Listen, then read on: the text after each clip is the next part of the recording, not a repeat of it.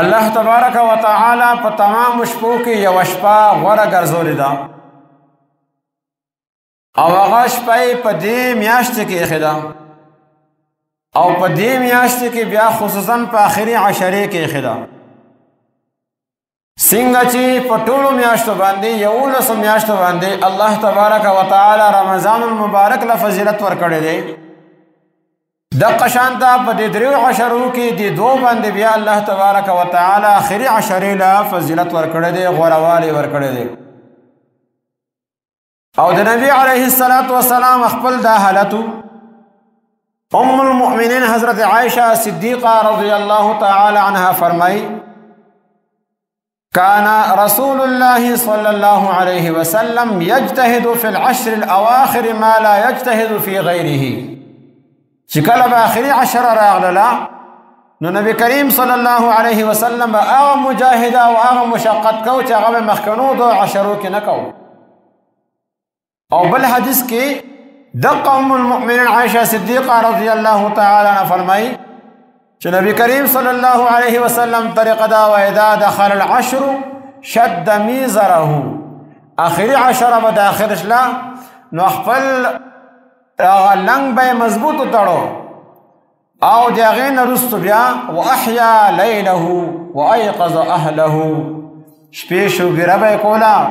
او صرف خپل نه خپل کور والو ته هم وکړي چې پاسه دی الله عبادت کوي خپل کور والا به هم بیدارول الله تبارک و تعالی دې عشرې کې کوم شپه یې خدا خپل الله فرمایي ان انزلناه فی لیلۃ مبارکۃ دا قران پاک مونږ یو داسې شپې کې را لګلې دی چې هغه برکتي شپه ده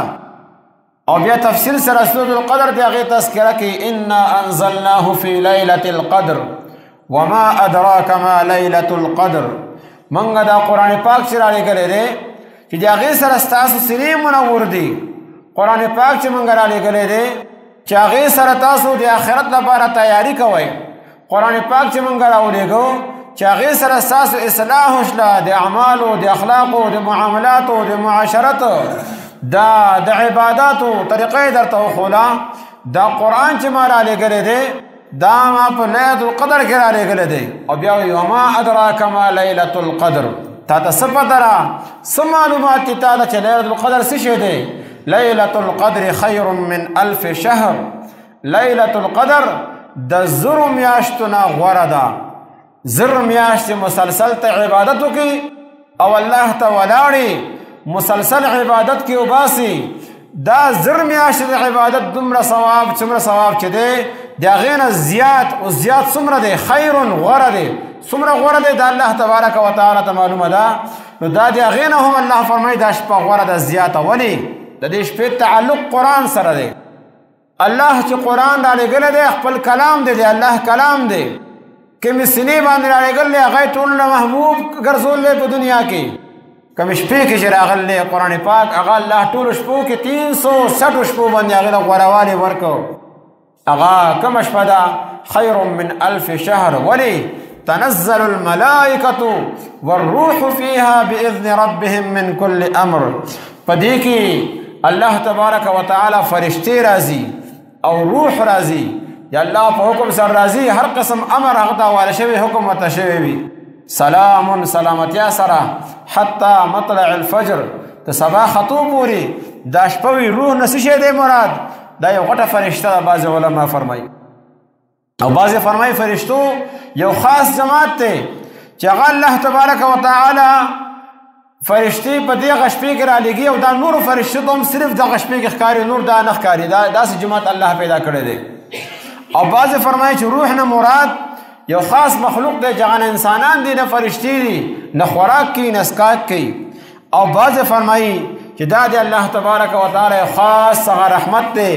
او بعضې فرمایي چې روح نه مراد جبرائیل امین دی ځکه چې حدیث پاک کې راځي انس رضی الله تعالی عنہ روایت دی نبی کریم صلی الله علیه وسلم ارشاد فرمایو اذا کان لیلة القدر چې قدر شب قدر شپوي نزل جبرائیل علیه السلام فی کبکبة من الملائکه نو جبرائیل علیه السلام د فرشتو یو ټولي کې سر راکوزیږي د ځمکې ته یصلون علی کل عبد قائم او قاعد يذكر الله عز وجل او هر هغه انسان د پاره چې هغه ناست دی یا ولاړ دی الله یادی په ولاړ باندې هغه مسکی یا ناست مسکی ذکر اذکار کی د قران پاک تلاوت کی هغه لپاره د مغفرت دعاګانې غواړي دا داش په الله تبارک وتعالى مونږ تاسو لرا کړدا نبی علیه الصلاۃ والسلام چې اعتکاف کو نه مقصد دغه چې داش په ماته ملاوي شي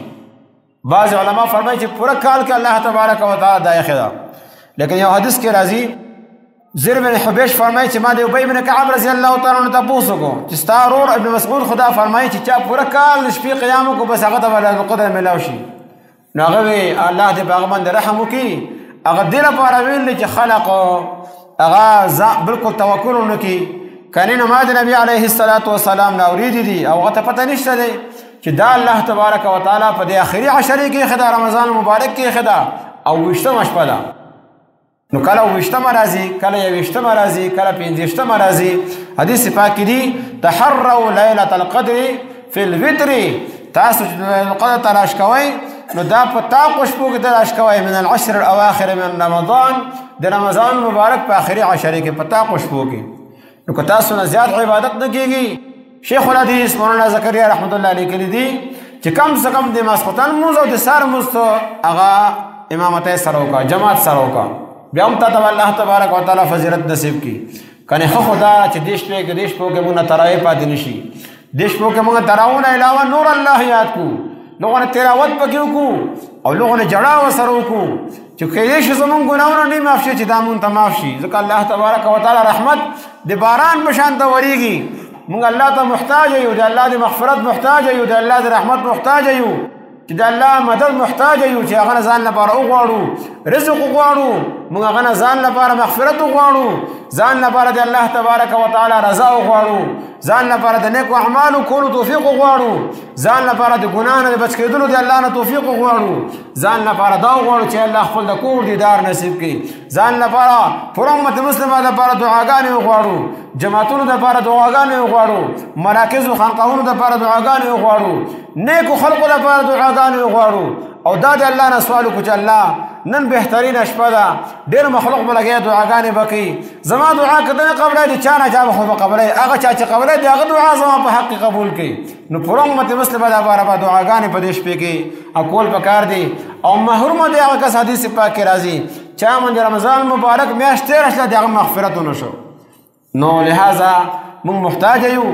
پتہ لګینه مغفرت شوه ده کنه ده شوه نو هر لمحه هر لحظه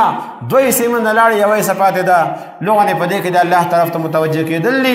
او الله تبارک وتعالى سره خپل تعلق هغه جوړول نو بار دې من بیانونه شوی هم دي او قران پاک د دې فضیلت نه ډک ته شهر رمضان الذي انزل فيه القران قران په دې میاشت کې راغلی په دغه شپې کې راغلی لہذا ټول مسلمانان هغه زنانه دي که هغه سړي دي